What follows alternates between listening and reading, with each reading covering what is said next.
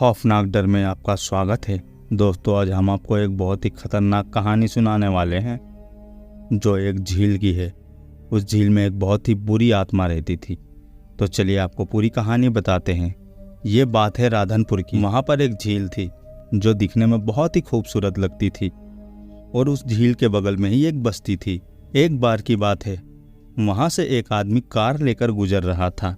उस आदमी ने एक ऐसा नज़ारा देखा जो देखकर काफी घबरा गया, क्योंकि उस आदमी ने देखा था कि उस झील के पास एक औरत बैठी हुई है जिसका सर ही नहीं था। वो ये सब देखकर काफी डर गया। उसने सोचा मुझे इस बात का पता लगाना पड़ेगा। तो उसने वहाँ के रहने वाले बस्ती वालों से पूछताछ चालू कर दी। तो उसे पता चला कि वो एक डरावनी और भयानक आत्मा है जो लोगों को वहाँ पर दिखाई देती है और उसका दंगों के अंदर सर धड़ से अलग हो गया था। किसी शख्स ने उसका पूरा सर ही काट दिया था और उसकी लाश को झील के अंदर ही फेंक दिया था।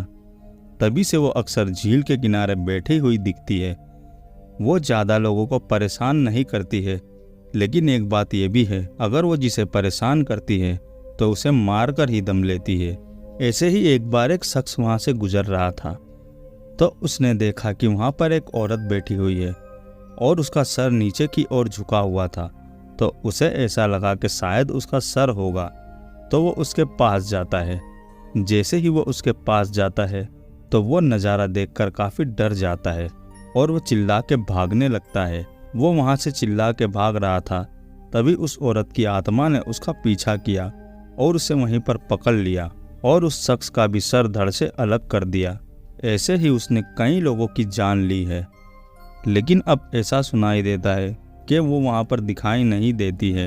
वहाँ के लोगों ने वहाँ पर बहुत ही दुआ तावीज़ करवाया, जिसकी वजह से वो वहाँ पर दिखना बंद हो गई और अब वहाँ पर लोग चैन और सुकून से रहते हैं और उसका किसी को खौफ भी नहीं है।